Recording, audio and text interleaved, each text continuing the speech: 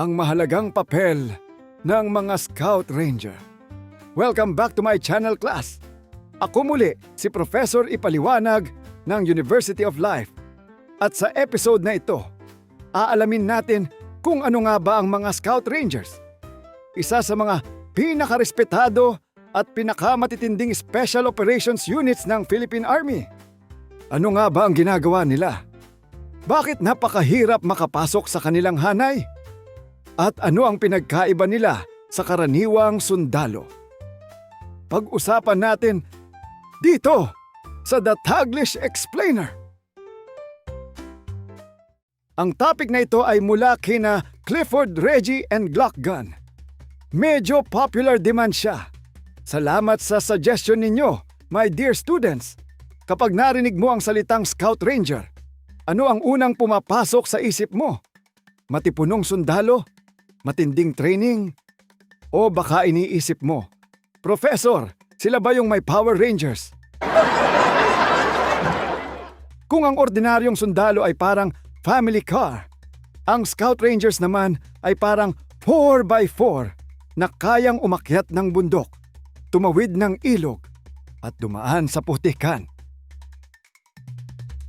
Ang 1st Scout Ranger Regiment ay itinatag noong November 25, 1950 sa pamumuno ni First Lieutenant Rafael Rocky Ileto, na kinikilalang ama ng Scout Rangers. Nabuo ang unit noong panahon na kailangang harapin ng bansa ang lumalakas na banta ng mga armadong rebeldeng hukbalahap. Napansin noon na hindi sapat ang malalaking puwersa laban sa maliliit ngunit mabilis na grupo ng kalaban. Kaya ang naging solusyon, bumuo ng mga sundalong kayang gumalaw ng mabilis, tahimik at epektibo sa mahihirap na kapaligiran.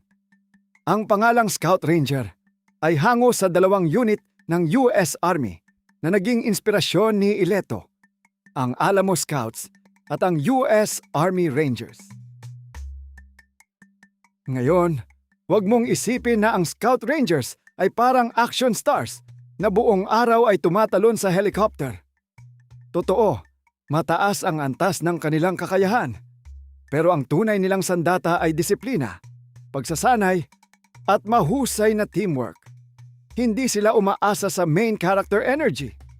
Sa totoong buhay, kapag nagpasikat ka ng mag-isa, malamang ikaw ang unang mahahanap ng kalaban.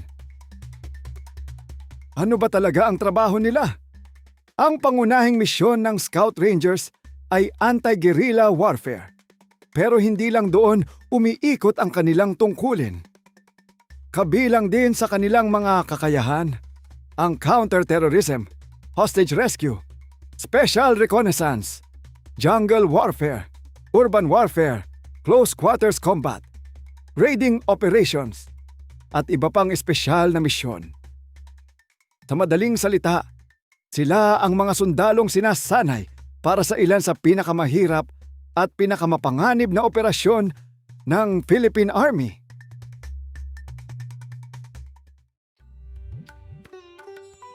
Bahagi rin sila ng Armed Forces of the Philippines Joint Special Operations Command na nangangasiwa sa iba't ibang Special Operations Units ng AFP.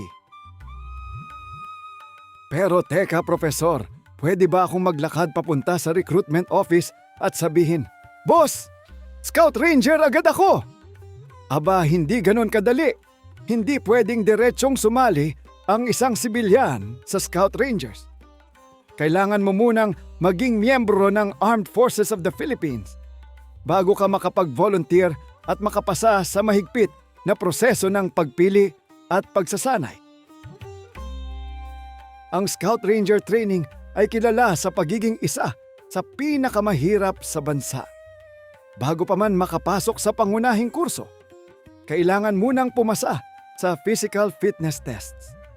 Hindi ito simpleng isang ikot sa barangay. May push-ups, pull-ups, sit-ups, mahabang takbuhan, at iba pang physical challenges. Kapag nakalusot ka roon, saka pa lang magsisimula ang mas seryosong pagsasanay. Sa Scout Ranger course, tinusubok hindi lang ang lakas ng katawan, kundi patitibay ng isip. Mahahabang takbuhan habang may bitbit na mabigat na kagamitan. Navigasyon sa kagubatan, combat tactics, teamwork, at minsan ay kulang pa sa tulog.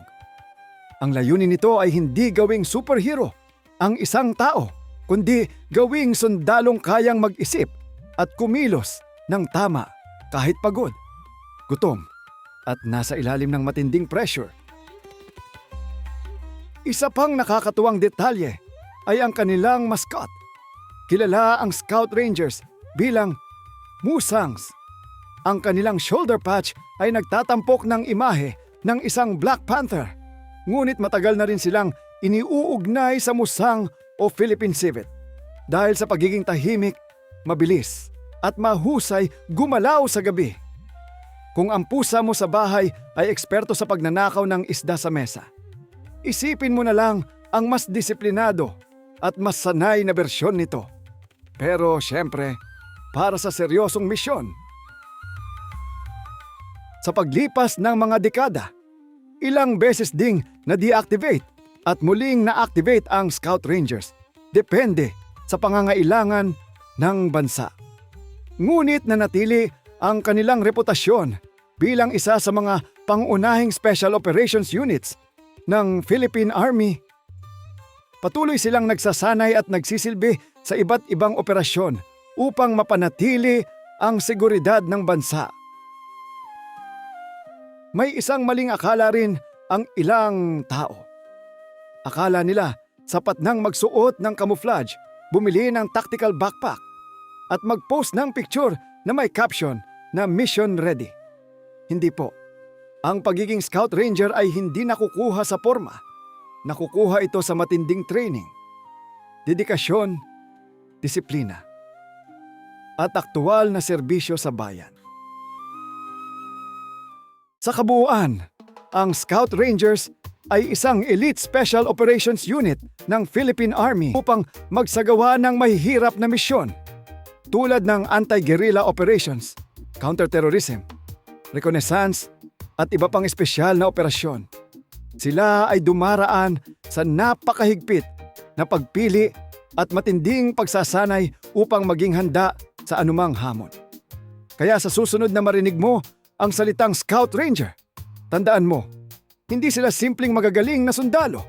Sila ay mga profesional na pinanday ng disiplina, tiyaga, at malasakit sa bayan. At tandaan ninyo, mga estudyante ng University of Life, ang tunay na lakas ay hindi lang nasusukat sa laki ng biceps, kundi sa tibay ng isip, puso, at karakter.